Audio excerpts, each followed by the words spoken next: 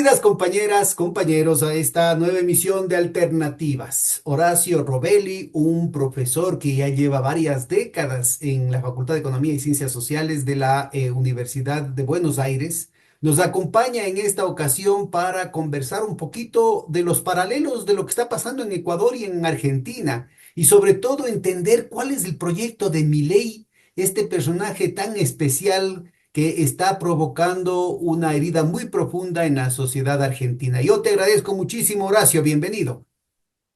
Al contrario, querido Pedro, el agradecido soy yo que me invites a tu programa.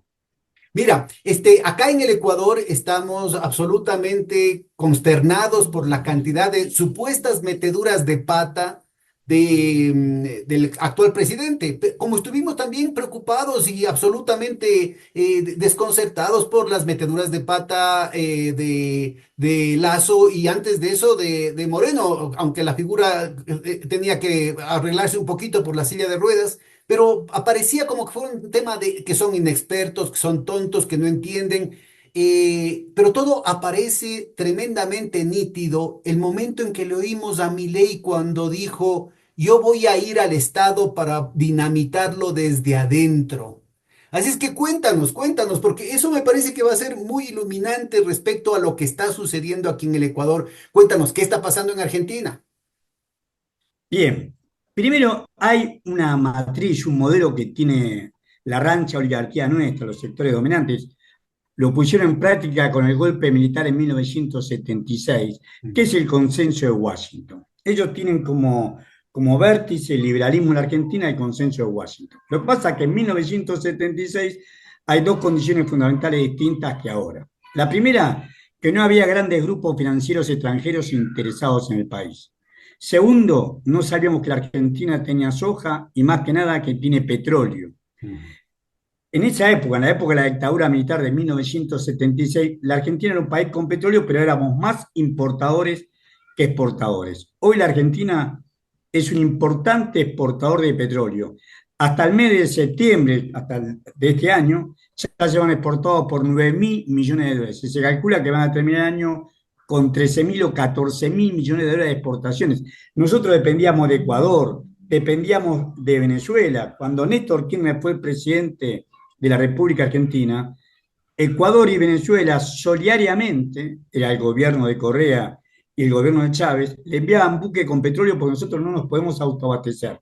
Hoy es cierto que también ayuda que hay una economía totalmente frenada, parada, hay una brutal caída del Producto Bruto Interno en la Argentina, pero esa recesión no explica lo que está pasando. Lo que está explicando es que están exportando muy fuerte petróleo y Solo gas.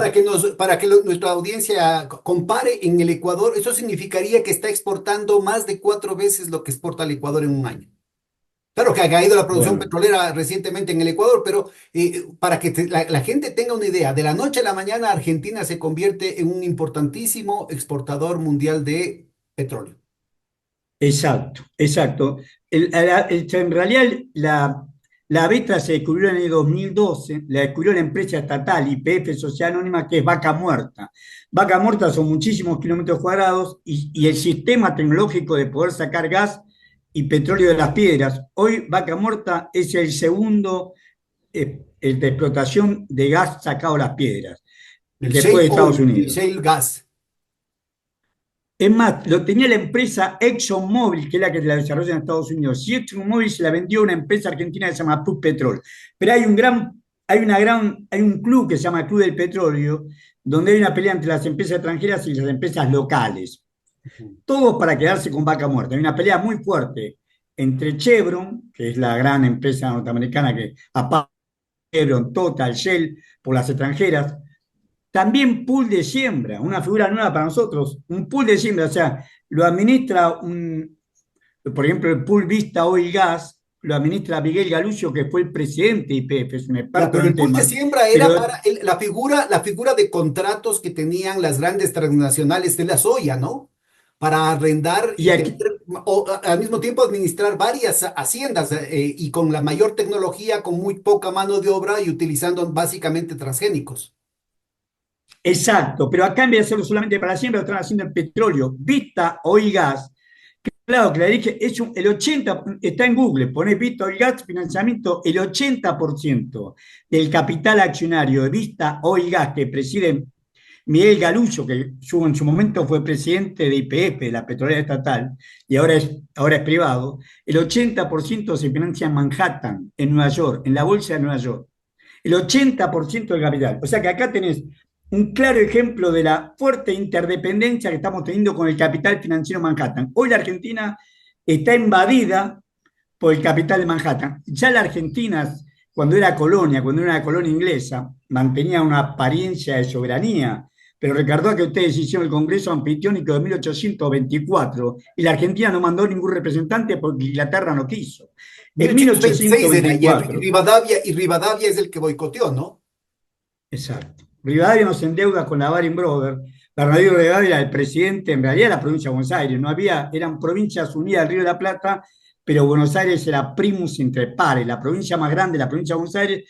Rivadavia, como presidente de argentino puesto por la provincia de Buenos Aires, tomó el crédito con la Baring Brothers. Bueno, esto fue en 1824, y en 1824 a Inglaterra no le permitió a la Argentina que se sumara junto con Ecuador, con Colombia, con Venezuela, con lo que fue el Congreso Anfitriónico de 1824.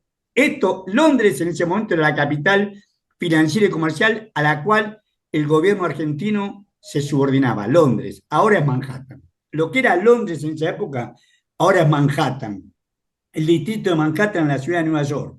Esa islita que está entre dos ríos, esa islita es la que tiene la predominio sobre la Argentina, porque ahí están los grandes capitales financieros de Occidente. Se llaman solo del mundo, por suerte, de Occidente. BlackRock, Vanguard, Pinco, Franklin Templeton, Gran Mercy, Greylock. En Greylock está trabajando Sergio Massa, los dos candidatos a presidente eran Javier Milei, que finalmente ganó el balotaje, y Sergio Massa. Sergio Massa está trabajando como asesor de Greylock, que es uno de estos grandes capitales financieros, estos fondos de cobertura, porque en realidad son fondos de cobertura, situados en Manhattan. Y acá viene lo que te quiero decir. El actual ministro de Economía argentino se llama Luis Andrés Caputo y el actual presidente del Banco Central, Santiago Bausili, los dos son socios en una consultora que se llama Anker Latinoamérica. Anker Latinoamérica tiene sede en Manhattan. ¿Cuáles eran los principales clientes de Anker Latinoamérica? BlackRock, Vanguard, PIMCO, Fidelity, Gran Marcy, Greylock. Los mismos que estamos hablando son los que eran, ellos son los que lo pusieron. Como Javier Milei es un bufón que no sabe nada de nada, recita a un viejo profesor a un liberal de historia económica que se llamó Murray Rothbard. Él lo recita a Murray Rothbard, lo ha plagiado, ha agarrado páginas enteras de los dos libros que publicó Murray Rothbard, que murió en 1998 en Estados Unidos, y lo ha plagiado. La editorial que había publicado los libros lo acusó. Lo que pasa es que cuando lo eligieron presidente suspendieron el juicio. Pero lo ha plagiado Y ahora a Murray Milei está Rothbard. reclamando en serio que le den el premio Nobel de Economía a él. Bueno, pero él recita cualquier, pero no tiene nada que ver con lo que, lo que realmente maneja la economía es el consenso de Washington. El consenso de Washington, fíjate, lo mismo que hizo Martínez Dios, lo mismo repite esto. Acá hay la otra defensa que quiero decir. En ese momento Martínez Dios no tenía nada nos endeudábamos, pero nada para pagar. Acá tenemos para pagar, por eso nos Martínez prestan Dios, por si plata. acaso, para los compañeros, fue el ministro de Finanzas de la dictadura militar de Videla, con todo el genocidio, con más de mil Exactamente. desaparecidos, y que el momento del golpe de Estado, en marzo de 1976, estaba reunido, antes de que se sepa el golpe de Estado, estaba en Washington reunido con los del Fondo Monetario Internacional, porque todo estaba planificado desde allá. Ese era un punto. Y el otro punto para referencia de nuestra audiencia es que hasta recién fue canciller de la Argentina una señora Mondino, sionista, que junto con BlackRock son accionistas de una empresa recientemente constituida para quedarse con el oleoducto ecuatoriano que se llama La Pampa. Oleoducto ecuatoriano que debió haber pasado sin costo, de acuerdo al contrato, que era un contrato de comodato, al Estado ecuatoriano a principios del año, de 1900 del año 2024 y que no lo ha sido extendido justamente para entregarle a este consorcio en el que la señora Mondino es protagonista. Bueno, acá es exactamente lo mismo. Acá nosotros tenemos una Cámara de Comercio estadounidense-argentina, argentina-estadounidense, que se llama AmCham. Son 622 empresas americanas que están en Argentina, 622. En todas tiene participación o financia estos capitales que estamos nombrando. Este capital de Manhattan realmente es como un cáncer dentro de las empresas norteamericanas que están en Argentina y dentro de Argentina. Estas 622 empresas, donde está Chevron, que es la empresa más importante petrolera que tiene, están todas las empresas norteamericanas, la que quieras vos, Coca-Cola, la que quieras vos, Ford, la que quieras vos, en todas tiene participación accionaria y o financian, son prestamistas, financian esas empresas estos grandes grupos económicos que es el capital financiero Manhattan. Estas Ahora, empresas y que cuéntanos, vamos a ¿por nombrar qué, aquí, Chopla. por qué dejó Chevron que cambie de manos hacia esta empresa supuestamente argentina el control del principal yacimiento de Vaca Muerta? Bueno, porque hay un contrato, en ese momento, en el año 2012, cuando el Estado argentino le compra a Repsol el 51% del paquete accionario de YPF, lo nombran a Miguel Galuccio. Es Cristina Fernández de Kirchner, presidente de la República, quien lo nombra a Miguel Galuccio presidente de YPF. Cristina Fernández de Kirchner era presidente de la República, ella asume en diciembre del 2011 y estuvo hasta diciembre del 2015, en la segunda mandato. Ella había empezado en el 2007, pero tuvo un segundo mandato, 2007-2011. En el 2011 le renuevan el mandato, gana ampliamente las elecciones y en el 2012 se descubre el yacimiento de Vaca Muerta. Y la forma de explotar, que es la tecnología esta, sacar gas y petróleo de las piedras. Este hecho, Desquistos, acá ella en el lo pone. Ecuador no hay eso, pero fue el gran descubrimiento de los Estados Unidos que le convirtió a Estados Unidos en el primer productor mundial, incluso por encima de Arabia Saudita, sobre la base de esta técnica que es muy destructiva, ¿no? Porque inclusive afecta de manera irreversible las estructuras geológicas que generan luego una gran inestabilidad en las zonas aledañas, ¿no? Seguro, aparte de lo contaminante, de lo riesgoso que es, el hecho que ha cambiado la economía argentina. Lo que vos lo dijiste mejor que lo dije yo, la Argentina se ha convertido en un país exportador de petróleo.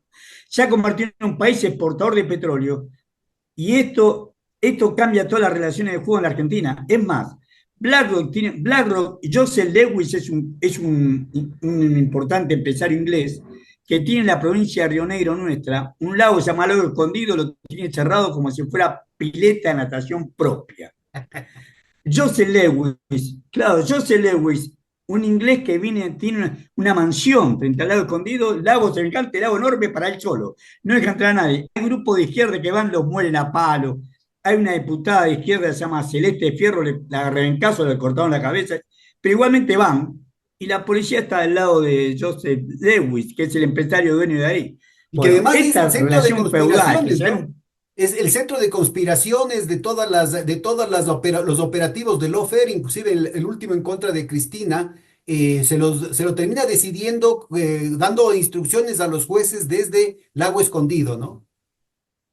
exactamente, estos jueces que están condenados a Cristina, fueron a recibir lo que acabo de contar vos.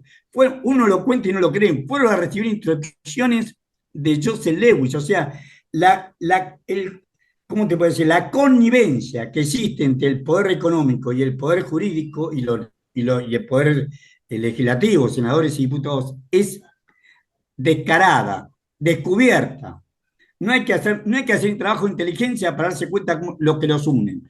Todos ellos, cuando Macri era presidente, los fueron a visitar a Macri, a Olivos en la casa de residencia del presidente de la República, en Argentina, los fueron a visitar. Todos ellos pertenecen al mismo club social, a la misma escuela. Es una élite que nombra jueces, que nombra senadores, que nombra diputados y nombra presidente.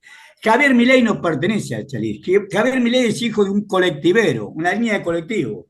Tenía varios colectivos, pero un colectivero, el padre. Pero él, como estudió en la universidad privada y estudió a los liberales, y aparte es histriónico, bufón, qué sé yo, es un personaje muy particular. Entró en la población, lo vendieron a la población, pero fueron los grupos locales los que lo vendieron. El dueño del Canal América, él comienza haciendo un programa en Canal América, que era un canal que pertenecía a la familia Urnequian. Urnequian tiene la Compañía General de Combustible, que es una empresa petrolera importante de Argentina. Techin tiene Tecpetrol, son las empresas nacionales nacionales, locales, porque nacionales no tienen nada, locales más importantes, privadas locales, pero no tienen competencia con Chevron, con Apache, con la Total, con Shell, que son muchísimo más grandes. Y ellas son extranjeras y tienen participación accionaria en todos ellos estos grupos que estamos nombrando. BlackRock tiene participación en Chevron, en Apache. Bueno, esta situación que estoy contando es lo que se discutió en el Club del Petróleo. Cuando comenzó el gobierno de Milei, trajeron a un argentino que es abogado, que es un abogado especialista en la conversión de empresas del Estado, sociedad del Estado, en sociedades anónimas, que se llama Eduardo Rodríguez Chiri. Lo trajeron de España porque en España ya estaba trabajando en eso. ¿Quién lo trajo? Lo trajo Urnequian, el dueño de la Compañía General de Combustible, lo trajo Paulo Roca, el presidente de Techín. Bueno, hoy lo echaron. ¿Por qué lo echaron? Bueno, hoy, ahora lo echaron. ¿Por qué lo echaron? Porque los grupos extranjeros le pusieron por encima a Daniel González. Daniel González, cuando lo nombró en el año 2012, Cristina Fernández de Kirchner, presidente de IPF, a Miguel Galucio, el que te dije que ahora preside un pool petrolero así, pero que se llama Víctor Gas, lo nombró gerente general de IPF a Daniel González. Este que es ahora el viceministro de Economía, se llama, vos como ministro de Economía a Luis Caputo, pero el viceministro de Economía, coordinador del área de minería y energía, así se llama, viceministro de Economía, coordinador del área de minería y energía, es este Daniel González, que Cristina Fernández de Kirchner en el 2012 había nombrado gerente general de IPF. Todos estos trabajan para estos grupos extranjeros. Todos ellos tienen terminal con BlackRock, con Vanguard, con Fidelity, con Gran Marcy, con Pinco, con Franklin Templeton, con todos estos grupos de Manhattan. Todos ellos se subordinan a Manhattan. Todos. Y Ahora, todos pero ellos, discúlpame que te insista, ¿y por qué se da el cambio de manos de Chevron Texaco a este grupo nacional, supuestamente nacional? del campo, es decir, porque sea el cambio del campo a la producción petrolera. Ujú. Esta es la pregunta, Pedro. No, Porque comentaste que pasó de YPF, Repsol, que era estatal, de Repsol a YPF, que es estatal, y luego pasó de YPF, que es el que la descubrió, que es el que hizo la inversión de riesgo, a Chevron Texaco. Luego de Chevron Texaco pasa a un grupo nacional, que es un tema mucho más reciente. ¿Por qué se da este cambio de manos? ¿Chevron la vendió o es solamente una figura jurídica para evitar pago de impuestos o cómo es la cosa? no, en realidad nosotros tuvimos un bucarán que fue Carlos Menem, un payaso también, que bien vendía todo, bueno, pero por supuesto, los grandes grupos locales aprovecharon esto y se quedaron con YPF, era la joya más preciada para nosotros. YPF ya había sido creada en 1922 por el presidente Hipólito Yrigoyen, que fue un gran presidente que tuvo nuestro país, un presidente nacional y popular, como si fuera Correa, un presidente de esa característica, que por supuesto fue derrocado, encarcelado, murió en la mayor de la pobreza, un hombre digno, murió en la mayor de la pobreza, y el día de su muerte el pueblo arrepentido llenó el cementerio más importante que tenemos nosotros acá, es la Chacarita, en la ciudad de Buenos Aires, eran cuadras y cuadras llorándole la muerte de ese gran hombre que fue don Hipólito Yrigoyen. Creó esa empresa fue estatal hasta que en la década de 1990 el Bucarán nuestro, Carlos Saúl Menem, la privatizó. ¿Y quién la compraron? Lo compraron, el 51% lo compró una empresa española que se llama Repsol. Pero Repsol no entiende mucho de petróleo, era así un negocio. Veían que ganaban tanta plata. Claro, cuando se descubrió Paca Muerta, ellos no sabían qué hacer con eso. Entonces ahí fue cuando el Estado la estatizó. Pero estatizó solamente el 51% y no el resto del 49%. Cuando YPF se convirtió de sociedad del Estado en sociedad anónima, fue a ofrecer sus acciones en el mercado de Nueva York, y el mercado de Nueva York lo aceptó. Pero vos tenés que hacer, cuando entras a cotizar en bolsa, tenés que poner las condiciones por las cuales vos entrás. Y le pusieron como condición que si cualquier oferente quería comprar el 25% o más del paquete accionario de YPF, tenía que hacerle el mismo ofrecimiento al resto de los accionistas. Y el Estado no lo hizo. Hay un error garrafal jurídico, por eso estamos con un juicio que lo hace un estudio inglés que se llama Woodford Capital. El juzgado que cayó todo esto es el juzgado de Loretta Presca en el segundo distrito sur. ¿De dónde? De Manhattan. Manhattan vuelve a ser el que pone pues, Woodford Capital, que es un estudio pago, pero que no realmente no es el que maneja el tema, es un estudio de abogado, le hace el juicio a la Argentina por YPF en el distrito sur de Manhattan. Otra vez, nosotros hemos tenido ya experiencia con los fondos buitres de Manhattan. O sea, la dependencia, así como en 1824 la Argentina dependía de Londres, Londres era nuestra capital financiera y comercial, hoy es Manhattan en Estados Unidos. Todos los capitales que son los que han puesto las garras en este país tienen ese origen. Y todos se conocen entre ellos. Y el actual ministro de Economía, Luis Caputo, y el actual presidente del Banco Central, Santiago Bausili, y todo su equipo viven en Manhattan. Es más, te cuento una anécdota graciosa. Caputo había vivido tantos años en Estados Unidos que no podía vocalizar en castellano. Él sabe castellano, nació acá. Tuvo que hacer el discurso 3 veces porque vocalizaba como un yanqui. Como un yanqui no podía volver a la, ahora ya está, pero no podía volver a la fonética latina, la fonética de nuestro país.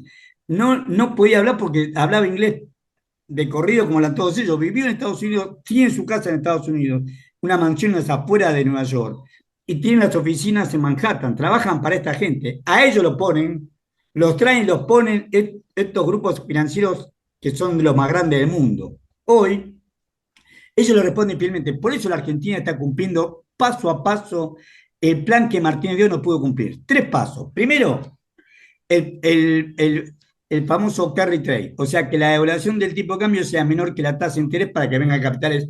En este caso, la tasa de interés nuestra no es la tasa de interés fijada por el banco, sino la inflación. Nosotros tenemos un índice de precio al consumidor que es mayor que la devaluación cambiaria. Entonces, mirá lo que hicieron. Como sabían todo esto, trajeron dólares, trajeron más de 40.000 millones de dólares, una fortuna, trajeron más de 40.000 millones de dólares, compraron títulos en pesos ajustables por inflación, ajustables por índice de precio al consumidor. Hasta octubre, el índice de precio al consumidor de lo que va en los 10 primeros meses de este año 2024 creció un 107%. La inflación, según el índice de precio al consumidor del INDEC, que es el Instituto Nacional de Todo Estadística y esto Censo ya que tenemos, bajo Milei, ¿no? Bajo la gestión de Milei. sí, Milei, este año ya Milei no tiene idea de esto. No tiene idea. Yo te puedo asegurar que es una persona desequilibrada que recita a Mura Roda o a otro liberal más, a la escuela austríaca, pero no tiene nada que ver con la función. La función la manejan ellos, la manejan estos grandes grupos y tienen sus empleados, en este caso el ministro de Economía, Luis Caputo, y Santiago Bausili, y todo su equipo, todos ellos vienen de ahí. Vladimir Werning, que es el vicepresidente del Banco Central, también está en Nueva York. José Luis Deza, nació en Argentina, es hijo de chileno, era el padre agregado comercial de la Embajada Argentina en 1974, en la época de Pinochet. Ahí nació José Luis Deza, que es el actual viceministro de Economía. Todos son de Nueva York, todos son de Manhattan. Pero déjame te cuente lo siguiente. Primer paso del carry trade, que lo más importante para ellos, porque el carry trade les permitió ganar fortuna en dólares. Ya, Vos carry trade fíjate, estamos para nuestra diciendo, audiencia es la especulación entre el tipo de cambio y la tasa de interés nacional y la internacional. Entonces, juegan mucho exacto, la típica jugada de todos los gobiernos de América Latina, bueno, y en realidad de todo el sur global, desde que se flexibiliza el tipo de cambio y se aplican las políticas del Fondo Monetario Internacional. No vamos a entrar en los detalles, pero lo fundamental es que es un mecanismo inevitable de ordeño de nuestras economías sobre la base del desfalco de nuestra fuerza de trabajo, el desfalco de nuestra naturaleza, para llevarse nuestras riquezas supuestamente bajo el pretexto de que este es un tema técnico de la triangulación entre las devaluaciones y las tasas de interés. Entonces, suben las tasas de interés internas para supuestamente evitar que fuguen los capitales y tienen que aumentar la devaluación para que esta situación no deteriore la balanza de pagos. Pero en este juego, en esta carrera entre las devaluaciones y el aumento de las tasas de interés locales, siempre les dan la ganancia a los especuladores y termina quebrada la economía nacional y sobre todo de los sectores populares. Valga la pena este tema porque, claro, en dolarización no tenemos esta situación, pero este mecanismo fue lo que llevó justamente a la dolarización y probablemente, ¿no es cierto?, estén aplicándolo adrede en el caso de la Argentina para provocar una dolarización forzada ahí también. exacto. Lo explicaste muy bien vos. Es tal cual lo que acaba de decir vos. Ellos lo que han hecho. Han ganado fortuna. El índice de precio del consumidor, que es el que se ajusta a los títulos en pesos que ellos compraron títulos en pesos por más de 40.000, no 40 millones, 40.000 millones de dólares. Y lo cuarenta convirtieron en por títulos ciento en de la pesos. economía ecuatoriana, 40% del Producto Bruto Interno del Ecuador, Y imagínate. bueno, de nosotros el 10%. Nuestro, el 10% de la economía argentina. El 10% de la economía argentina compraron títulos públicos en deuda en pesos, ajustables por el índice de precios del consumidor, ganaron 107% hasta octubre. La devaluación fue solamente un 22%. O sea que ganaron en dólares casi un 80%. Ganaron 107%, le descontaste el 22%, más 85% ganaron. 85% en dólares. Eso ni la droga lo puede pagar. Ahora, lo que dijiste, la segunda parte que decís vos también es cierto. Primero nos endeudan. Y segundo, ¿con qué quieren cobrar la deuda? Con nuestro petróleo, con vaca muerta. Ellos quieren quedarse con nuestro petróleo, por eso en el Club del Petróleo han desplazado a los grupos locales.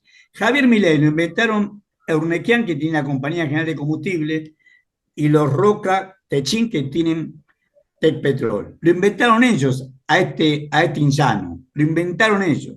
Y hoy ni les atiende el teléfono. El jefe político de Javier Milei es Mark Stanley, que es el embajador de Estados Unidos en Argentina. Y el jefe de Mark Stanley es Anthony Blinken, hasta ahora, que es el secretario de Estado. Ahora va a cambiar, ahora va a ir Marco Rubio, Marco Sinese. Marco Rubio va a ser, y no sé quién va a ser el secretario de Estado, el canciller, no sé quién va. En la Argentina es famoso porque cada 30 años Estados Unidos da a entender unos cables, no todo, pero algunos cables que cuentan la historia argentina mejor que nosotros mismos. Los cables son, ahora ya no serán cables, pero en ese momento eran cables que eran entre el embajador y el secretario de Estado. En 1973, 1974, el canciller era Henry Kissinger, el secretario de Estado era Henry Kissinger, y el embajador en la Argentina de Norteamérica era Robert Hill. En esos cables cuenta todo el proceso de decadencia del peronismo y la preparación del golpe que acababa de contar vos al principio de la charla, que estaba reunido con el Fondo Monetario Internacional en Washington. Esto que me cuentas tú, le están los cables que le dirige, que le escriben Robert Hill, le escribe a Kissinger y Kissinger le contesta. Ellos propiciaron y sabían del golpe militar hora por hora. Nosotros tenemos una presidenta que había sido la mujer de Juan Perón, que se llamó que vive todavía, Isabel Martínez de Perón, y ella se reunía, por ejemplo, con la iglesia, con las mayores autoridades de la iglesia argentina, y estos después iban y le decían a la embajada. Se reunía con los militares, y los militares después iban y le decían a la embajada. Se reunía con Calabroca, el gobernador de la provincia de Buenos Aires, iba y le decían a la embajada. Todos son buchones en la embajada. Es más, yo vengo del Partido Radical, porque mi familia es, acá soy de Boca o de River. O sea, hay dos partidos tradicionales. Había, o sea, no existe más, que son el PJ y el radicalismo. Mi familia era radical y yo me afilié a los 18 años al radicalismo. Bueno, pero lo que quiero contarte es que el presidente del partido cayó en el olvido porque aparece en la embajada. Él vive en La Plata, que es la capital de la provincia de Buenos Aires, 60 kilómetros de la ciudad de Buenos Aires, y los miércoles a las 9 de la mañana está invitado a tomar un café con Robert Hill en la embajada norteamericana. Ahí fue cuando Balbín, que es el presidente del partido, pasó al olvido. O sea, la dependencia nuestra con Estados Unidos ha sido siempre muy fuerte, pero ahora todavía es más. Hoy maneja la caja, le decimos nosotros, en realidad el ministro de Economía y el presidente del Banco Central, la creación de dinero y la administración presupuestaria del país, la manejan dos hombres, dos empleados de estos grupos económicos, y todos ellos tienen terminal en Manhattan. Nos endeudan a nivel de 10.000, no 10 millones, 10.000 millones de dólares por mes. Cuando se fue el inútil Alberto Fernández, la deuda pública era 370.000 millones de dólares. Ahora es 460.000 millones de dólares a septiembre. Todavía no tenemos los datos de octubre, lo van a dar a fin de mes. Seguramente van a ser otros 10.000 millones de dólares más. La deuda ya supera nuestro Producto Bruto Interno. La deuda pública nuestra ya supera el Producto Bruto Interno. Hasta ahora es 460.000 millones de dólares, pero ahora va a ser en octubre 10.000 millones de dólares más. 10.000 millones de dólares más de deuda. Estas deudas son los intereses que estamos pagando a estos capitales que vinieron. Han duplicado el capital, que han ganado 109%, ¿te cuentan? Han duplicado el capital. Y con esos intereses se van a quedar, van a comprar las acciones de las principales empresas argentinas en las áreas que a ellos les interesa. ¿Qué es lo que le vendemos? ¿Qué es lo que le vende la Argentina a Estados Unidos? Petróleo. Y cada vez más. Oro. La Argentina declara exportar por 4.000 millones de dólares por año de oro. Oro. Oro en barra. 4.000 millones hay más, pero lo hacen todo por declaración jurada. Y aluminio. Esas son las tres cosas que Estados Unidos nos compra.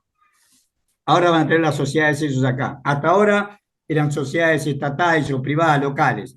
Ahora va a ser todo de ellos. Este es el objetivo final del endeudamiento de la Argentina y este es el ejemplo que ellos quieren para toda América Latina. Una actitud servil en lo político, funcional. Lo ves al bufón de Javier Milei, inclusive poniéndose a la derecha de Estados Unidos, haciendo cosas ridículas como la de apoyar al genocida de Israel, o la de estar en contra de la violencia contra las mujeres, o la de peor, la de oponerse a la reivindicación de las comunidades originarias de los pueblos indígenas.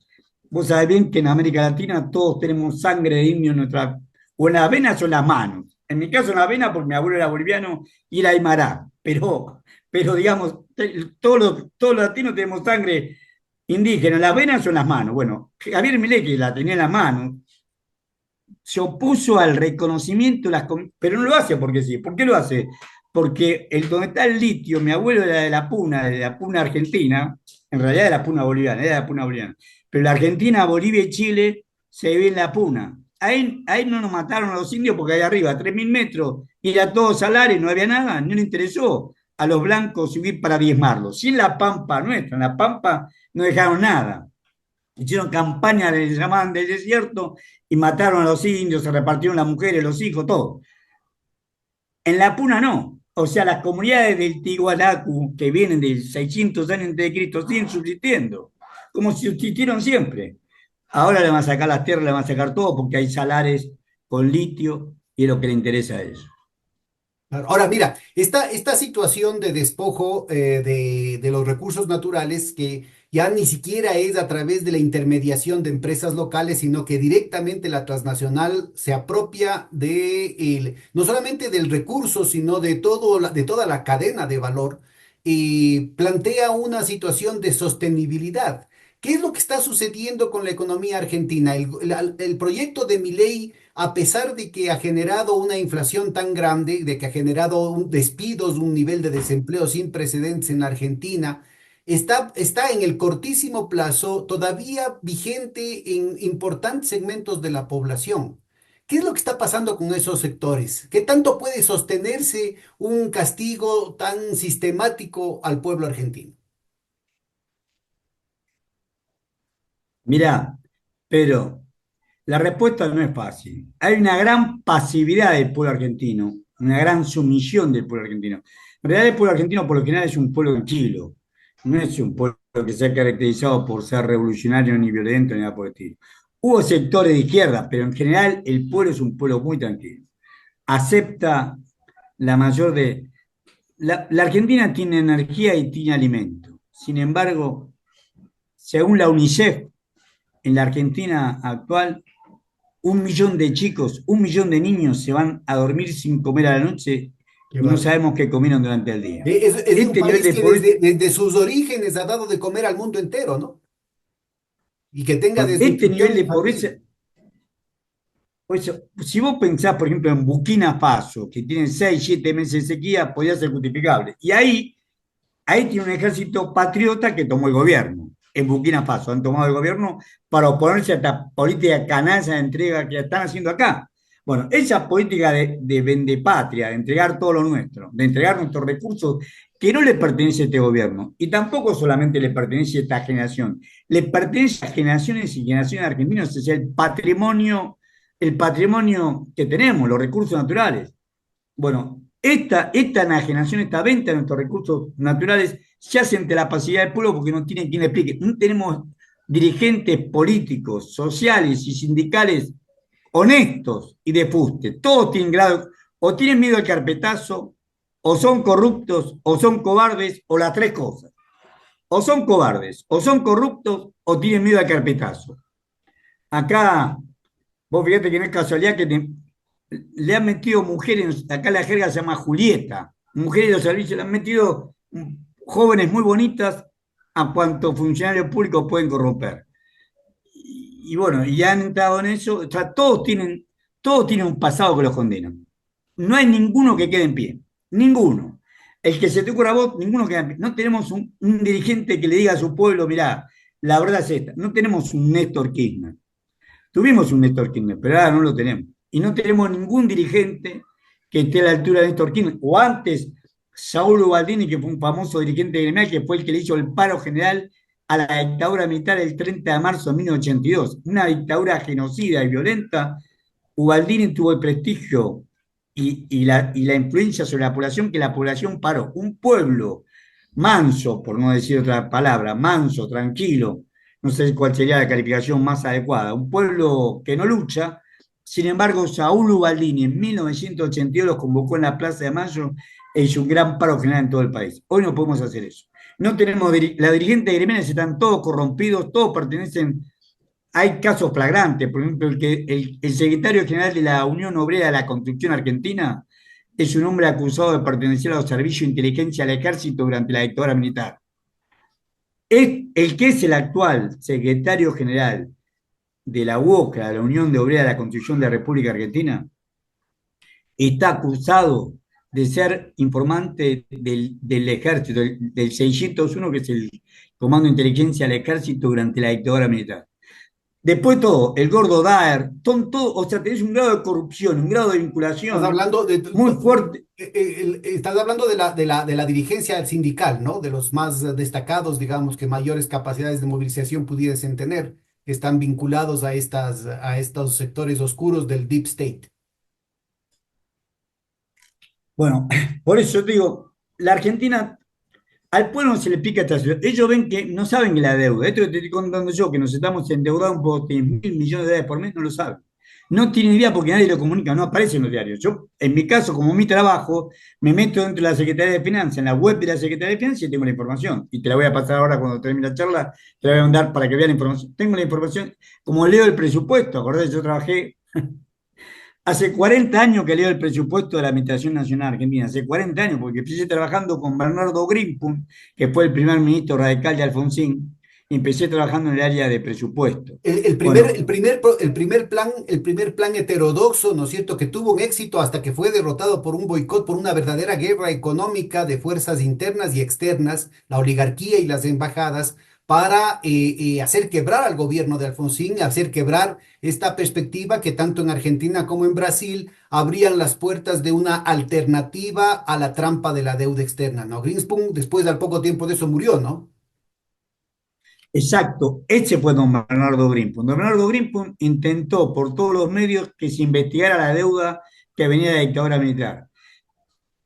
Alfonsín termina pidiendo la renuncia. Puedo contar rápidamente la anécdota Claro, cómo sí, fue sí, porque la tenemos viví. tiempo. El 18 de febrero de 1985, el Luis Cuvedú de la época, o sea, el catalán Joaquín Ferrán, que era el representante del Fondo Monetario Internacional Argentina, fue a exigirle al Ministerio de Economía por 10ª vez que don Bernardo Greenpun, que la Argentina reconociera toda la deuda de la dictadura militar.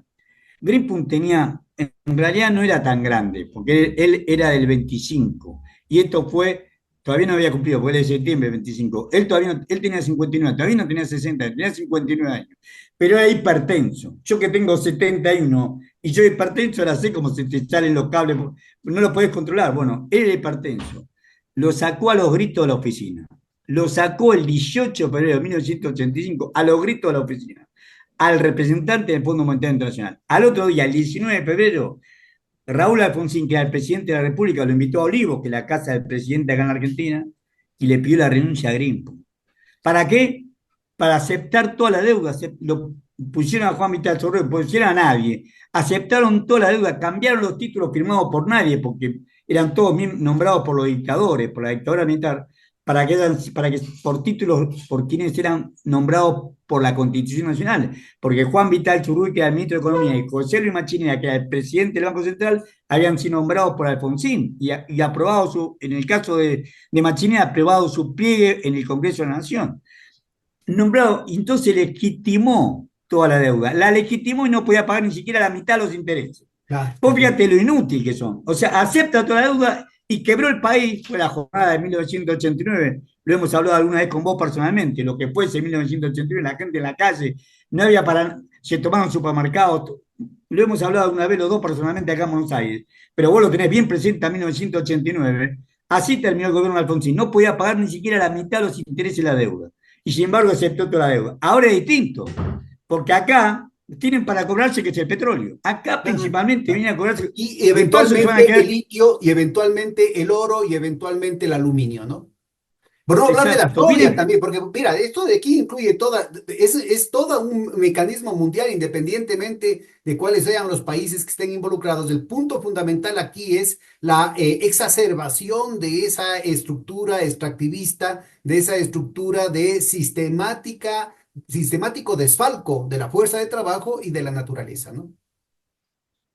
exacto, tal cual lo decís vos, pero vienen por todos nuestros recursos naturales, vienen por lo que les interesa a ellos. Los recursos, ellos necesitan petróleo, necesitan litio. Fíjate lo que han hecho. Es más, este presidente se maneja directamente por decreto de necesidad de urgencia. Una figura que hicieron en el Bucarán nuestro, Menem y Alfonsín, hicieron un acuerdo, fue una reforma constitucional para meter estos DNU. Estos decretos de necesidad de urgencia nosotros estamos en sesiones ordinarias en el Congreso, vencen el 30 de noviembre, pero nosotros tenemos desde el 1 de marzo al 30 de noviembre, no hay ninguna necesidad de hacer un decreto de necesidad de urgencia. Sin embargo, se maneja por decreto de necesidad de urgencia.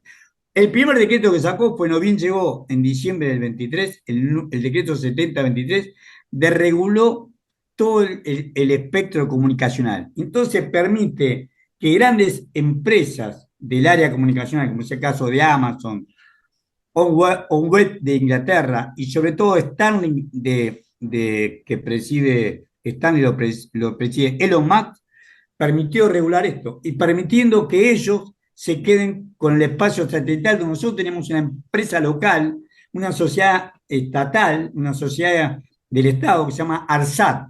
Hoy ARSAT está en liquidación y se va a quedar uno, dos o los tres. O sea, Ahí estamos está Milei liquidando. yendo al Estado para dinamitarlo desde adentro, ¿no? Ahí está exactamente lo que pasa acá.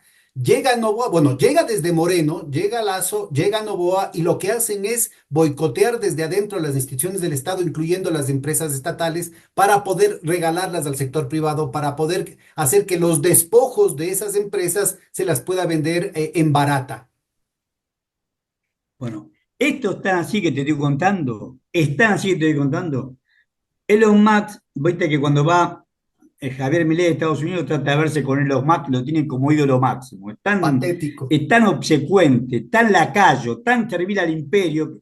¿Qué es lo que le interesa a lo más de la Argentina? Le interesa sobre todo este espectro comunicacional, pero también le interesa el litio, porque ellos tienen ahí en Tesla. Texas, tienen la fábrica de automóviles eléctricos, le interesa el litio. Y la Argentina le funcionará todo esto. Ahora, cuando uno ve quiénes son los dueños de Tesla, de la empresa donde tiene el litio, de Tesla, el 80% de Tesla también se coloca en capital financiero en la bolsa de Nueva York. Él es el dueño, él está en el Google, vos te pones en Google, dueño de Tesla, el 20% le pertenece a Elon Musk, el 80% se coloca en la bolsa de Nueva York. Bueno, y Lo él mismo que reconoció, ¿no? Que Google, el golpe de Estado en contra de Evo Morales en el 19, cuando Íñez sale de salvadora de la patria y después comete las atrocidades que cometió, fue auspiciado por él mismo, que él fue el que instrumentó el golpe de Estado para quedarse con el litio de Bolivia, ¿no? es más, el actual, nosotros tenemos como embajador en Estados Unidos a Gerardo Huerten. Gerardo Huerten, que es, él mismo se reconoce como sionista, judío sionista, pasó a ser el canciller. Diana Mondino, como la única cosa digna que hizo en la vida fue oponerse al bloqueo a Cuba, le echaron. Se opone, tiene una conducta digna, que es oponerse al bloqueo de Cuba, por esa acción la echa, Milei deja de ser la canciller argentina y lo reemplaza el que era embajador de Argentina en Estados Unidos, Gerardo Huerten, sionista con peso. Él reconoce que es sionista. Él dice que él es sionista. Está ahora como canciller, como canciller de la Argentina, como ministro de todos los ministros embajadores de la Argentina. Ese es el canciller nuestro. Y el que va como embajador de Estados Unidos se llama Alejandro Oxenford. Este Alejandro Oxenford trabaja para Starling. Él conoce el tema, trabaja para, antes de pasar a ser, porque primero Mondino trabajó como trabajaba agregado. para BlackRock directamente y para Netanyahu, y ahora el nuevo embajador en Estados Unidos trabaja para Musk directamente, para Elon Musk, que es el que está pretendiendo quedarse con las riquezas argentinas. Bueno, la cosa es muy grave. Acá en el Ecuador también tenemos una canciller que no obedece ni siquiera a los caprichos del presidente, que el presidente ya es un subordinado a las políticas no solo de los Estados Unidos, sino de Israel, sino que ella, también judía, también sionista, obedece primero a Netanyahu y le hace meter las patas al punto de esa cumbre que entiendo yo que ustedes se enteraron allá en Argentina también, este ridículo internacional de una cumbre iberoamericana en la que no fue ni un solo presidente de América Latina, ¿no? Entonces, este tipo de ridículos se dan justamente porque los arreglos definitivos, se dan entre estas fuerzas transnacionales en los que el interés de la nación importa un bledo. Exacto. Lo mismo que está contando vos es lo que estamos sufriendo nosotros en Argentina, paso agigantado. Nosotros hemos sabido tener gobiernos nacionales y populares, gobiernos dignos que defendieron el mercado interno, el trabajo y la producción nacional. Hoy tenemos un gobierno que lo único que hace es poner en venta los recursos que le pertenecen al pueblo argentino y a las generaciones venideras del pueblo argentino. Y el pueblo Cuéntanos, por favor, argentino no lo cuéntanos, sabe. haznos un paralelo que me parece que es muy importante ubicar esto porque a veces se dice es que no queda otra, es decir, el Fondo Monetario Internacional eso es un cuadro técnico que ya viene de bomberos, ¿no es cierto? Cuando ya se ha metido la pata en los países, los gobiernos populistas, los gobiernos derrochadores, los economistas que no entienden por dónde le entra el agua al coco, entonces vienen los del Fondo Monetario Internacional y toman las medidas duras pero necesarias. Cuéntanos, por favor, ¿cuál fue por ejemplo, el plan económico de Néstor Kirchner? Yo sé que hubo muchas fases, pero si pudieras hacer a grandes trazos, ¿cómo fue esta prioridad distinta basada en el mercado interno, en la redistribución del ingreso, en la construcción de una soberanía económica dentro de las condiciones, digamos, de capitalismo dependiente nuestros? Durante el gobierno de Kirchner, ¿cuál fue el inicio, cuál fue el intento, por ejemplo, de Greenspoon, que fue fracasado por la claudicación de Alfonsín? Y cómo se compara, ¿no es cierto? ¿Cuál es la polarización que se plantea en los gobiernos neoliberales, tanto de Martínez de Oz como de Menem y ahora de Milei? Bien, mirá, en el caso de Néstor Kirchner asumió la presidencia de la República el 25 de mayo del 2003. Cuando él asumió, nosotros, el Instituto Nacional de Estadística y Censo nuestro, en esa época tomaba dos ondas de desocupación, la de mayo y la de octubre. En mayo la tasa de desocupación argentina era oficial, 25%. De cada cuatro argentinos, uno estaba sin trabajo. Ese ya es el 25% la... resultado, ese es el resultado de lo que hizo Menem y que después continuó de la Rúa, ¿no? Con el mismo programa neoliberal. Claro, se había ido de la Rúa, había un tipo de cambio fijo 1 a 1, un peso, un dólar. Llega Dualde, se ve obligado a devaluar y la pobreza fue extrema. Devaluó violentamente y la pobreza fue extrema. Esa pobreza extrema hizo que en mayo, cuando asume Néstor Kirchner, la tasa de desocupación abierta, la tasa de desocupación abierta sea un 25%. Y él sacó 22% de los votos, porque entra porque Menem, que había sacado el 26%, no se presentó a la segunda vuelta. Y él con 22% tenía menos votos que desocupados. Pero ¿qué hizo Néstor Kirchner? Y ahí tuvo la ayuda muy fuerte de los países. Se dio una época de oro de América Latina, porque lo tenías a Correa en Ecuador, lo tenías a Evo Morales en Bolivia, a Mujica en Uruguay, a Lula en Brasil y a Chávez en Venezuela. El apoyo de los países de la región enseguida permitió que la Argentina, que estaba quebrada, que no tenía reserva libre de disponibilidad, no tenía para pagar, pudiera renegociar las deudas. El primero que le prestó a la Argentina fue Chávez. El primero que le prestó a Argentina fue Chávez. Le prestó dólares a la Argentina, dólares que todavía tomó del superávit comercial de él y le prestó a la Argentina. La República Bolivariana de Venezuela nos dio petróleo a crédito y nos prestó plata. Esta es la realidad. Entonces, con esto, Néstor Kirchner, había un presidente, George Bush. George Bush quería hacer el ALCA, que era no, arancel cero entre todos los países de la región, o sea, desde Alaska hasta Ushuaia. Desde el norte, desde Alaska hasta Ushuaia, arancel cero. Por supuesto, estos grandes presidentes que tuvo la región se opusieron. Inteligentemente la reunión se hizo en la ciudad de Mar del Plata. Chávez dijo esa famosa frase, Alca al carajo. Bueno, esto de la grandeza de estos presidentes le puso freno a este avance de Estados Unidos sobre la región. Le pusieron freno. Ahora, ¿cómo creció él? Alimentó el mercado interno. En la Argentina, la gallina de los huevos de oro es el mercado interno. ¿Por qué no pinto yo el departamento? Porque yo soy docente universitario hace 40 años y lo que me paga no me alcanza para comprar la pintura para pintar el departamento. Entonces tengo que vivir austeramente, como vivimos todos los empleados públicos, el cargo que tenga, austeramente. Si a mí me dan más plata, lo primero que hago es mando pintura. La pintura significa que la fábrica de pintura que tiene stock que no vende, va a vender ese stock y va a poder producir nuevo, va a contratar trabajadores y ya así se hace toda la rueda de la historia económica y toda la rueda del crecimiento económico. La gallina de los huevos de oro en la Argentina, el punto más fuerte es el consumo interno, que ellos desprecian. La gran diferencia existe entre un gobierno nacional y popular y los gobiernos serviles al poder económico cada vez más extranjero, es que el gobierno nacional y popular se caracteriza por ponerle, Néstor Kirchner le decía, yo no tuve contacto con él, pero trabajé con Amado Boudou y Amado repetía lo que le decía Néstor Kirchner, ponerle plata en el bolsillo a la gente y que no vaya a precio, que no vaya a inflación. ¿Cómo hacer? Todo el objetivo de Néstor Kirchner era que la población aumente. Le dijeron, abrió paritaria. Nosotros no teníamos paritaria, o sea que se arreglaba entre los patrones y los trabajadores el salario desde 1974 y lo instauró Néstor Kirchner en el 2023. Todo lo que hizo fue en el 2003. Desde 1974 hasta el 2003 la Argentina no tuvo paritaria.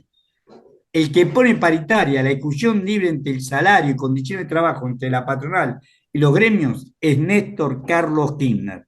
Y la Argentina creció como un hongo bajo la lluvia. Crecemos a tasa china del 9 y Con esto 10% me anual. parece que es muy importante subrayar lo que acabas de decir, porque rompe ese dogma que no solamente es de los monetaristas, no solamente es de los neoclásicos y de los neoliberales, sino que lo compran muchísimos economistas heterodoxos, progresistas y hasta marxistas, que es que si se aumenta el gasto público, si se aumenta la masa monetaria, si se aumenta la demanda interna, necesariamente tiene que haber inflación. Cuéntanos en detalle cómo operó ese milagro, entre comillas, que rompe todo lo Y que nos dicen claro, los libros de texto. esa, al ponerle plata a la población aumentó el consumo y eso activó un efecto multiplicador de la economía, activó a que se demandaran más productos, más trabajo y la Argentina creció como hongo bajo la lluvia porque había mucha capacidad en consumo insatisfecha. Vos le das la plata a la población lo gastó. La gastó y eso, en vez de aumentar hubo aumento de precios, hubo inflación, pero sobre todo lo que hubo fue poner en funcionamiento la capacidad ociosa que tiene el país, que era muchísima. Las industrias trabajaban al 50-60% de su capacidad instalada. No solamente trabajaron al 100% los tres turnos, sino que tuvieron que ampliar la capacidad para poder producir y poder vender más. Hoy sería mejor todavía, porque nosotros en ese momento teníamos el talón de Aquiles, el estrangulamiento del sector energético. Nosotros teníamos déficit energético, dependíamos de Ecuador y de Venezuela. No tenemos energía propia. Ahora somos superavitarios. Si consumimos energía, en vez de exportar 9.000 millones de dólares como se hizo hasta septiembre, y se calcula que de acá a fin de año van a ser 12.000 o 13.000 millones de dólares, que usemos la mitad, que exportemos 3, 4.000, 5.000, pero que usemos todo para nosotros. Tenemos energía, tenemos alimento, la Argentina crecería en forma sostenida, distribuiría ingresos y sería un país igualitario. ¿Quién no quiere esto? Lagro, Pinco, Franklin Templeton, ellos se quieren quedar con nuestros recursos naturales por moneda, por una deuda que Claro, no se porque investigó. para estos sectores que lo que les interesa es el mercado externo, ¿no es cierto? Todo lo que sería el mercado interno es costos. Y mientras más, si pudieran no pagar un centavo de salarios ni un centavo de impuestos, pues se ganarían toda la diferencia entre lo que sería el precio interno y lo que pueden venderlo en el exterior, ¿no? Exacto. Eso es un lado. Y lo otro fue que desconoció la deuda. Kirchner lo que hizo fue desconocer la deuda. Dijo, no, la deuda no la imprimí yo, esto venía del menemismo, vamos a investigar la deuda. Como no pudo hacer esto, lo que hizo fue negociar con. Nosotros estábamos en default, en cesación de pago desde diciembre del 2001 y él asume el 25 de mayo del 2003. Recién a mediados del 2005 hizo un primer canje la deuda, donde le hizo una quita. Vos se vas a tu título que decía $100 y Néstor Kirchner te pagaba $35 y decía 15 años. Le hizo una quita del 65% en promedio, 6,5, 65% de la deuda en dólares y se alargó los plazos 10, 15, 20 años. Con lo cual, el problema de la deuda, que siempre nos ahogó porque no tenemos forma de pagarla, está bien, no la puedo investigar. Era muy larga la historia porque no la pude investigar, pero sí le hizo una brutal quita. O sea, alimentó el mercado interno, le hizo Quita, la. quita, dicen los argentinos para nuestra audiencia. Quita, dicen, Quita, a la no, reducción del capital, es decir, que una buena parte del principal de la deuda no se reconoció. no se reconoció, no reconoció solamente, vos le llevabas una lámina de $100 y te reconocía $35. Le hicieron juicio, pero a él no le interesó. Hizo dos canjes con esta característica, en el 2005 y en el 2010. Y logró una quita importantísima de la deuda. Una quita importante de la deuda.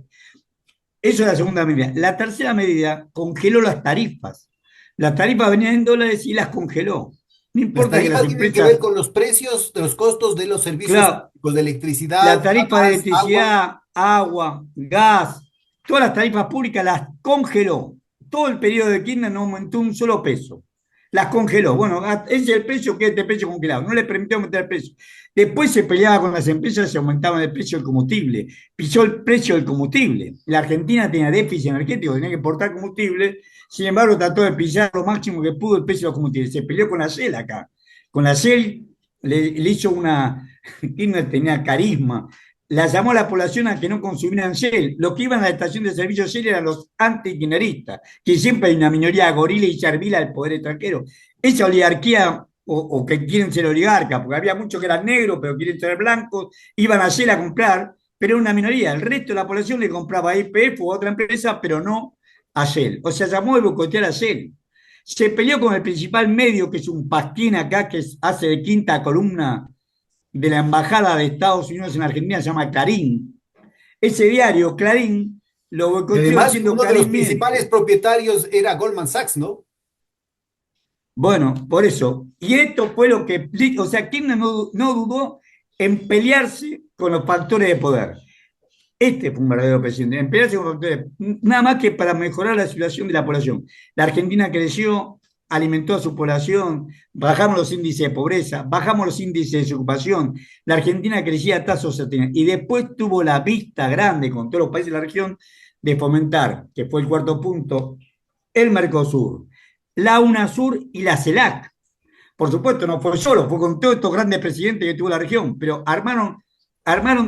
todo esto lo armó Kirchner, o sea, y también fue el que vio el negocio con China. China acá era una mala palabra, por la embajada de Estados Unidos, China era una mala palabra. Sin embargo, el que abrió el acuerdo con China y los swap, estos préstamos que da China para que vos le compres los productos a ellos, pero que vos podés utilizar la plata cuando querés vos, fue Néstor Kirchner. O Ahora, sea, es muy Kirchner, importante rescatar, o más dicho, resaltar el hecho de que todos estos cambios, estas transformaciones, se dieron en el marco de una estabilización de los grandes agregados macroeconómicos. Se mantuvo, se redujo el déficit de balanza de pagos, se redujo el ritmo de devaluaciones, se redujo el déficit fiscal y mejoró las condiciones de vida de la población con una reducción muy importante de la pobreza, ¿no? Y del desempleo. con esas cuatro medidas, abastecer el mercado interno, en realidad Perón lo había, él copió, él viene del peronismo y Perón lo había hecho. Ellos copiaron a Perón en eso. Ellos copiaron a Perón. Primero, ponerle plata en el bolsillo de la gente. Néstor Kirchner decía eso. ¿Cómo hacemos para ponerle plata en el bolsillo de la gente y que no vaya a precio? Ese era el objetivo de Kirchner. Segundo, desconocer la deuda. Y cuando la reconoció, hizo un canje de deuda, le hizo una quita del 65%. La Argentina termina el año 2015, el último año de mandato de Cristina Fernández de Kirchner, con una deuda que es solamente el 41% del Producto Bruto. De esa deuda, el 60%, de ese 41% del producto, uno de los niveles más bajos de deuda de toda nuestra historia, salvo en la Guerra Mundial, salvo Perón, pero después de Perón, el 60% de ese 41% del PBI era intrasector público, porque todos los organismos públicos tenían la Es obligación, decir, que el cualquier 24% excedente, del PIB era deuda entre distintos organismos del gobierno, Banco Nación, con el Banco Central, con los fondos exactamente, pensionales, a con el eso voy. Ministerio de Economía. Eso es lo que hizo. O sea, entonces la deuda no es una exigencia para nosotros. Tercero, congeló todas las tarifas públicas. Si las empresas tuvieron muchas de ellas que venderse porque en los negocios se vendieron, ellos dijeron que se vendían entre ellos, pero no les permitió aumentar las tarifas mientras él fue presidente de la República. Y cuarto, el acuerdo que hizo internacional. El Mercosur, apuntarlo, que ya existía, pero que lo apunta a las puertas con Lula y con Mujica y con Paraguay, bueno, porque es el cuarto país ahí. Después se suma Venezuela al Mercosur, hace un Mercosur ampliado, pero eso fue después. Y el UNASUR y la CELAC. Todo esto y el acuerdo con China. Con estas cuatro medidas fundamentales, defender el mercado interno, darle poder adquisitivo a la población, desconocer la deuda y hacer una fuerte quita después. No pagarla y después, cuando la pagó, hacer una fuerte quita. Congelar todas las tarifas, gas, luz, agua, congelar todas las tarifas. Y la de acordar con los grandes países de la región para tener un propio mercado propio. La idea que tenía Néstor Kirchner, como la tenía Lula, como la tenía Correa, era que nos vendiéramos entre nosotros parte de un auto, por ejemplo, y después lo vendiéramos hacia afuera. O sea, acordar entre los países de la región. Esta era la propuesta Ahora, del permíteme UNASUR. que subraye otro tema que es muy importante en lo que estás insistiendo tú, ¿no? Que es el hecho, por un lado, ¿no es cierto? Se rompe el tabú de que al aumentar la demanda interna, eso provoca inflación. Kirchner logró bajar la inflación y estabilizó el tema de los precios. Por otro lado, se supondría que si es que se congelan los precios de los productos generados por la administración pública, hay menos ingresos y por tanto aumentaría el déficit fiscal y cuasi fiscal. Y al contrario, lo que no ganaba, lo que no ingresaba por precios, porque los mantenía congeladas esas tarifas públicas, tenía una compensación creciente con la masa de ventas. Es decir, al aumentar el consumo interno de la población, sobre todo los sectores populares que se habían visto durante décadas privados de estos servicios, de pronto aumenta también la escala de las ventas y esa masa de ventas compensa la reducción del ingreso por precios. Yo creo que es un tema muy importante porque es tremendamente relevante tanto para la Argentina como para el Ecuador ahorita encontrar en esas alternativas, ¿no es cierto?, los pilares de lo que podría ser un relanzamiento a la economía alternativa. Cuéntanos ahora cuáles son las principales características de las políticas neoliberales que, como bien mencionabas, se encuentran en Martínez de Hoz, en Menem y ahora en Milei. Bueno, en Macri y en Milei.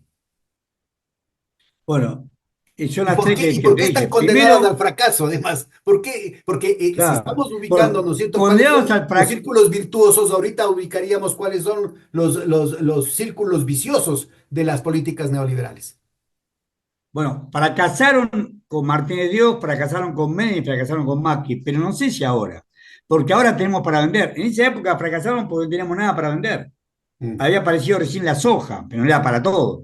Acá nosotros tenemos, al tener la energía petrolera como tenemos, la Argentina tiene un gran potencial, no solamente por Vaca Muerta, por Palermo Hayque en la provincia al sur, sino por la Antártida. Recordá que la Argentina tiene derechos adquiridos sobre la Antártida. La primera bandera que se clavó en la Antártida fue en 1904 y fue Argentina.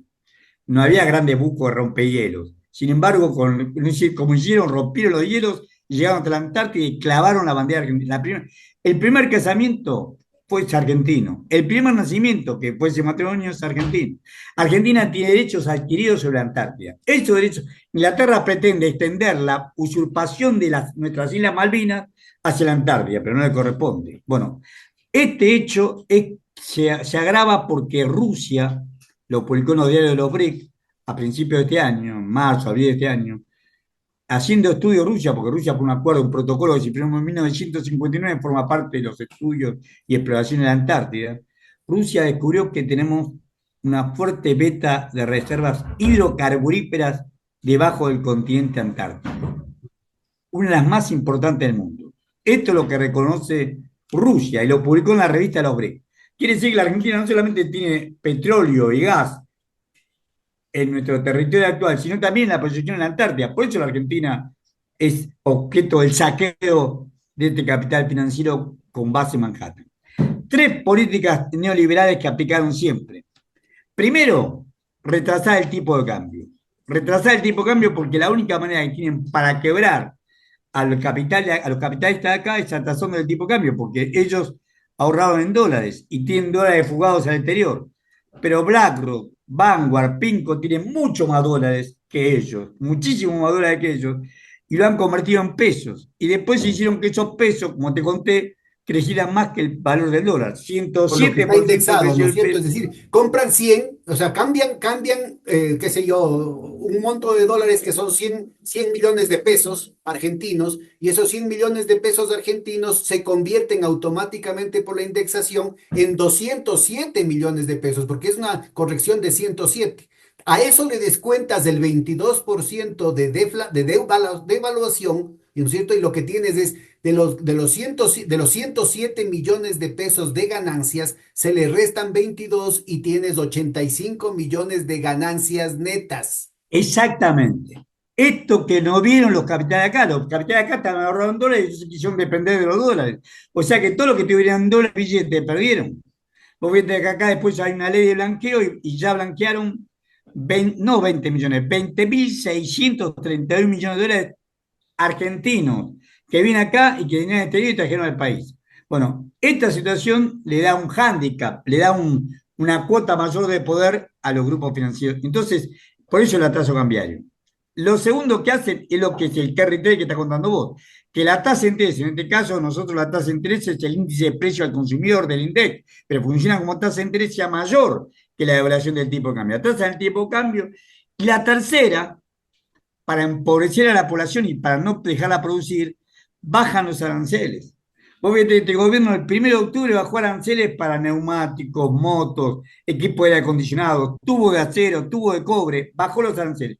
Y ahora, a partir del 1 de diciembre, le baja los aranceles a los productos textiles y electrónicos. Nosotros tenemos una isla Para en nuestra Tierra de audiencia, Fuego. este es un punto que es crucial lo que está mencionando Horacio, porque lo que nos está diciendo es que con el atraso cambiario, es decir, quiere decir que la devaluación no es suficiente y con la reducción de los aranceles, abarata de una manera brutal las importaciones. Y como la inflación interna es mucho mayor, la devaluación es del 22% y la inflación es del 107%, los costos internos son muchísimo más altos para la producción local, con lo cual está quebrando todas las empresas, no solamente las MIPIMES, sino también grandes empresas argentinas, con lo cual aumenta el desempleo, aumenta la incapacidad de pago de los préstamos internos, los créditos entre empresas, proveedor-cliente, lo cual está generando sistemáticamente por los cuatro costados una depresión en el tejido productivo interno de la Argentina,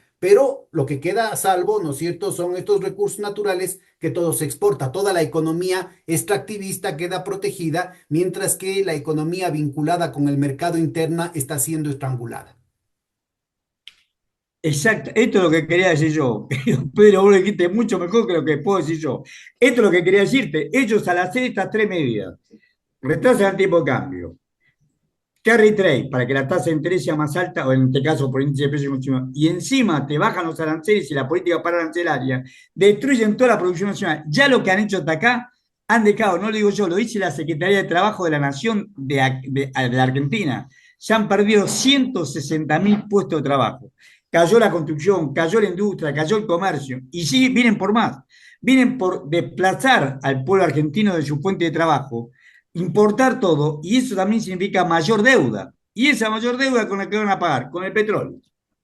O sea, nosotros tenemos una Ahora deuda que se está en la que supone, están propagandizando a nivel mundial, sobre todo estas redes supuestamente libertarias, ¿no? Que son en realidad anarcocapitalistas, que son la extrema derecha neoliberal. Están propagandizando diciendo que por primera vez viene un gobierno liberal con Milei, que es un ejemplo para el mundo. Pero en realidad lo que nos estás diciendo es que la política económica de Milei no se diferencia en mayor cosa de la de Macri, la de Menem y la de Martínez de Oz. Cuéntanos cuáles serían las diferencias así tan puntuales, específicas, que provocan tanto entusiasmo o es puro discurso. el objetivo de Martínez Dios era quebrar la alianza que de hecho había entre los trabajadores y los empresarios en Argentina. Hay un famoso sociólogo que se llama Jean Petra, que vino a la Argentina por primera vez en 1969. Él creía que la Argentina éramos indios de arco y flecha, y vio que tenemos industria automotriz, vio que tenemos un corazón industrial importante, en esa época había un producto industrial importante, vio que un profesor de la Facultad de Ciencias Exactas de la Universidad de Buenos Aires, que se llama Sadowski, apellido, había descubierto una computadora rudimentaria, como se la era, pero teníamos hasta este nivel tecnológico. Dijo, se entrevista con el presidente de la Unión Industrial Argentina de 1969. Elvio Coelho le dice, usted tiene una clase obrera numerosa, disciplinada, ¿por qué no pasan a ser un país industrial de verdad? Y la respuesta de Coelho fue por eso, porque nuestros trabajadores tienen la conciencia de que son trabajadores, del rol que cumplen en la producción. No pueden dar la pelea y no pueden ganar. No pueden dar la pelea, no pueden ganar. Eso le dice Elvio Coelho a Petra. Petra, que es marxista, No, pero vio no solo que marxista, Coelho es era más. trotskista. A ver, yo creo que es importante ubicar, porque Petras es trotskista y para esa versión del Bueno, marxismo, ¿no es cierto?, la yo esa posibilidad diferencia, de una alianza de clases entre la burguesía industrial y el proletariado era un tabú.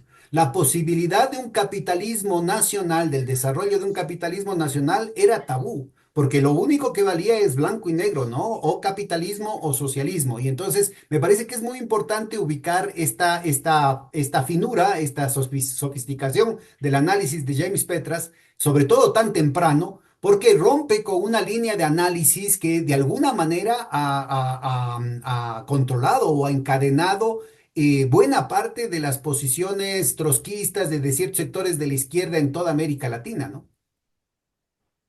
bueno, pero no quería meterme en ese. Yo lo que quería decirte, un hombre de izquierda y se da cuenta que el presidente de la Unión Industrial Argentina es más de izquierda que él, que le dice, no, no puedo porque esto no van a.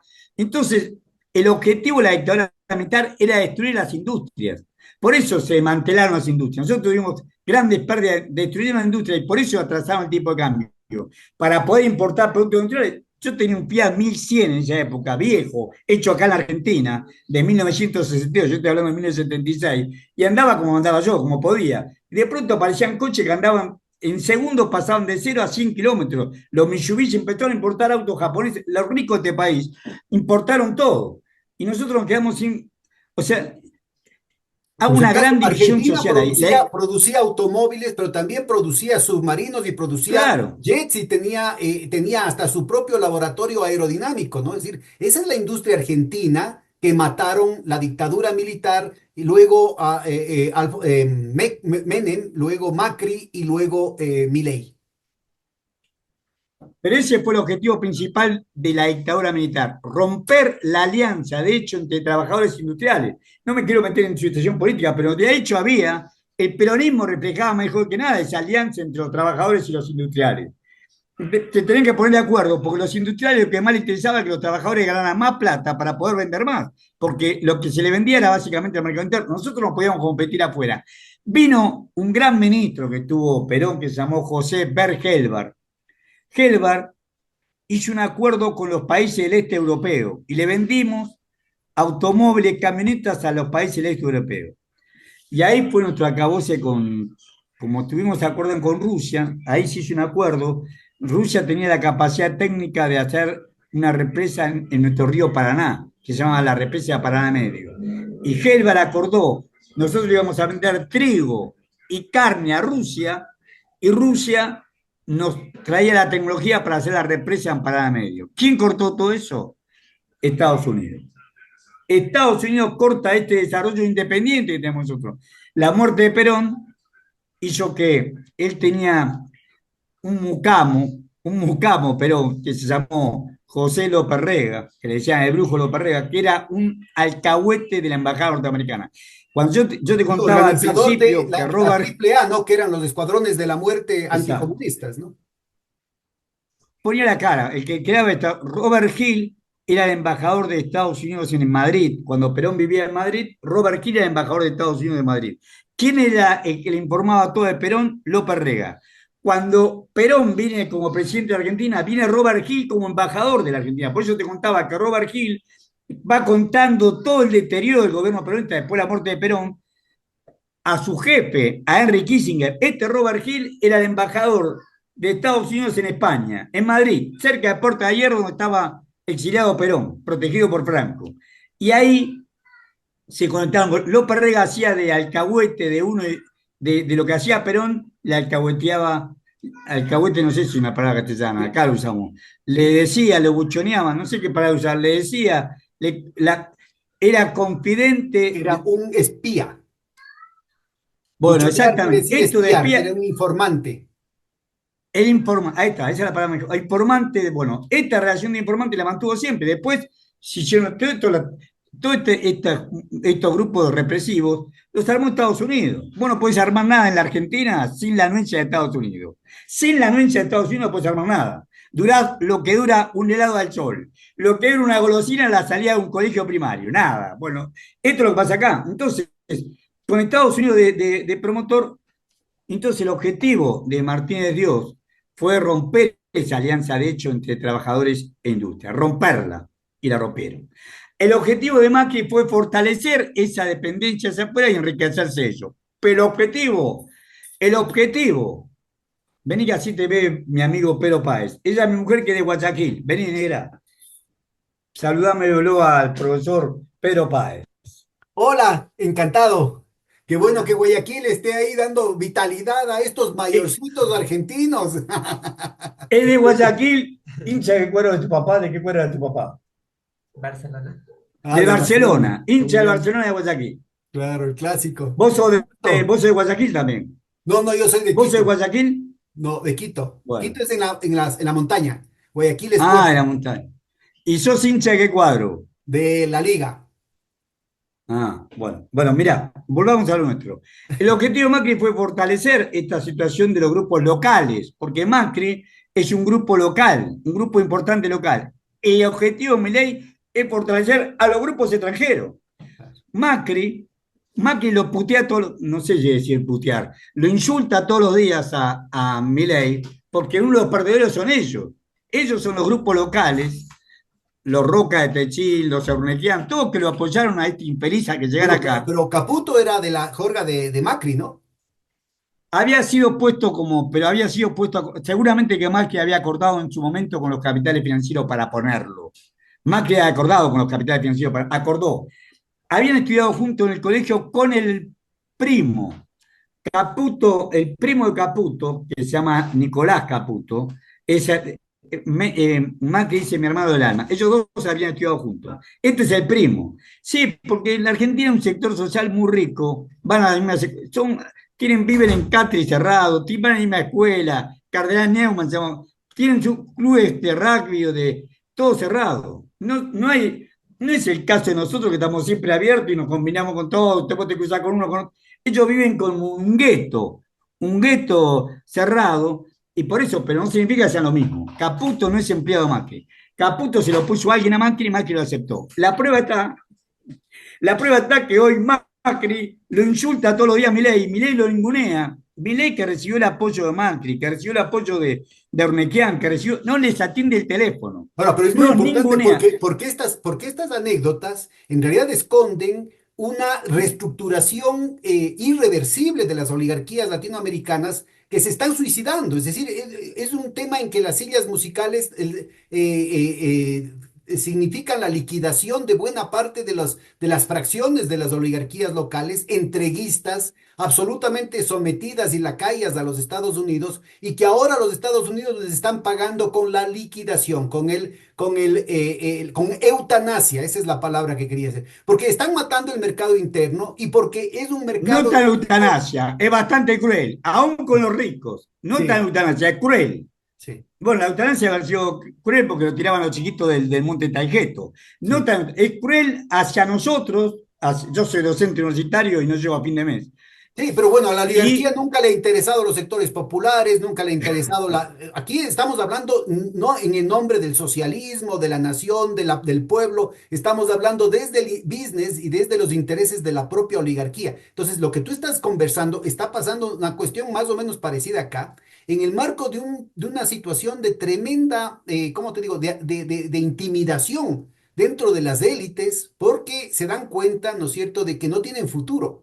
Entonces hay un proceso de reacomodo en un horizonte angloamericano de una hegemonía en declive en la que no hay para todos, en la que no hay para todos. Entonces, el juego de las sillas musicales sabe que van a dejar fuera de posibilidades de sentarse a una buena cantidad, digamos, de segmentos de la oligarquía, ¿no? Entonces, esta disputa entre Macri y Milei no es anecdótica. Acá en el Ecuador ni siquiera se expresa porque se está dando con una rapidez increíble y todo el mundo está desesperado, digamos, entre la oligarquía, todos ellos están desesperados por caer en gracia y que les lleguen las migajas. Entonces yo creo que es un poco la tragedia de lo que está pasando en toda América Latina. Para el nuevo momento del imperio, lo que le queda en el patio trasero es un disciplinamiento muy cruento, ¿no? Muy cruento.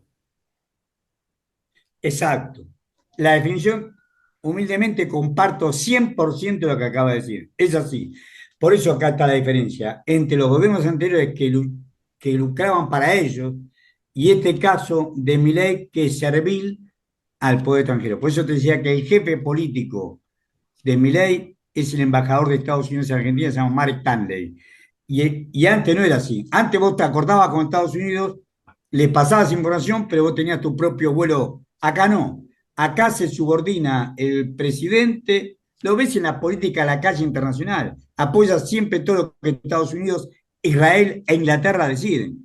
Milei está esperando qué decir Inglaterra o qué le puede caer bien a Inglaterra, a Israel o a Estados Unidos para votar en el concierto de la nación. Y ha hecho estupideces y payasadas como se ha alcanzado ya la gente de verlo. Bueno, mira, ahora, para ir cerrando ya esta sesión, yo creo que es muy importante, has dado los elementos de juicio fundamentales, pero me parece que es muy importante terminar desmontando una de las piezas claves del discurso que tanto Milei como los anarcocapitalistas, los neoliberales de extrema que están festejando y que están muy entusiasmados con Milei a nivel mundial, celebran diciendo, es que Argentina era de las primeras potencias mundiales en el siglo XIX y fueron las políticas de Perón, y también algunos mencionan a Irigoyen, ¿no es cierto? Son esas políticas nacional populares basadas en la construcción de un mercado interno, en la construcción de capacidades productivas locales, en una renegociación de la dependencia, en un proceso de redistribución del ingreso. Son esas las que mataron el éxito argentino y le han convertido en un país pobre, a pesar de que es lleno de recursos naturales. ¿Cómo engarzarías, ¿no es cierto?, esta caracterización de las políticas progresistas nacional populares como un elemento que destruye este mito de la Argentina potencia como una economía básicamente extractivista, una economía básicamente exportadora que totalmente destruía todo lo que ha sido el pasado, tanto tecnológico como cultural, como industrial de una Argentina que conoció sus mejores momentos justamente con gente como Perón o como Kirchner? Mira, la respuesta es compleja. Tuvimos grandes gobiernos nacionales y populares, pero también tenemos un pueblo que tenía mayor conciencia que el de ahora. Han ido embruteciendo, 40 años de democracia han ido embruteciendo al pueblo argentino que en su gran mayoría no tiene capacidad de pensar por sí mismo. Es un pueblo que no piensa. Yo te conté que en la reunión que tiene Jean Petra en 1969 con el presidente de la Unión Industrial Argentina de esa época, Elvio Coelho, dice, no, es un pueblo consciente de que son trabajadores y de la función que cumplen los trabajadores en la producción. Acá no tienen conciencia, una que ya no tenemos trabajadores industriales, es muy poco el trabajo industrial. Acá hay mucha precarización laboral, nos han sumido en una pobreza que hay mucha precarización laboral. Y tampoco no hay conciencia ni social, ni de barrio, ni de nada. No hay amor a la patria. Este se dio el lujo en la campaña de flamear la bandera de Israel. Milei, en su campaña política, flameaba la bandera de Israel. Ha hablado bien de Margaret Thatcher. Vos sabés que nosotros en Malvinas nos bajan fuera de la zona de exclusión, nos bajan un crucero que se llama Crucero Belgrano, que era asistencia médica. Lo bajaron. Margaret Thatcher dio la orden que lo bajaran para aterrorizarnos, como Carmiento, que ellos pueden llegar a cualquier lado. Que la zona de exclusión la respetaban ellos si querían y si querían no. Bueno, no hay conciencia de esto. Acá viene la diferencia que debemos marcar. En 1806 y en 1807, el Río de la Plata, la ciudad de Buenos Aires, fue atacada por la mayor marina, los que habían triunfado en Trafalgar en 1805, por los ingleses. 10.000 soldados ingleses quisieron tomar el pueblo de la ciudad de Buenos Aires. Les tiró agua y acerto hirviendo. Perdieron la mitad de esos 10.000 hombres, 5.000 quedaron acá bajo tierra quemados por el aceite, porque teníamos poco, los persiguieron casa por casa. Se tuvieron que rendir. ¿Por qué? Porque el pueblo de Buenos Aires tenía conciencia de que ese era el enemigo. Hoy no tienen conciencia que Macri es el enemigo, pero tampoco Macri tenía, ni Macri, ni Roca de Techín, ni Urnequian de Compañía General de Combustible, que son los principales mentores de Milei.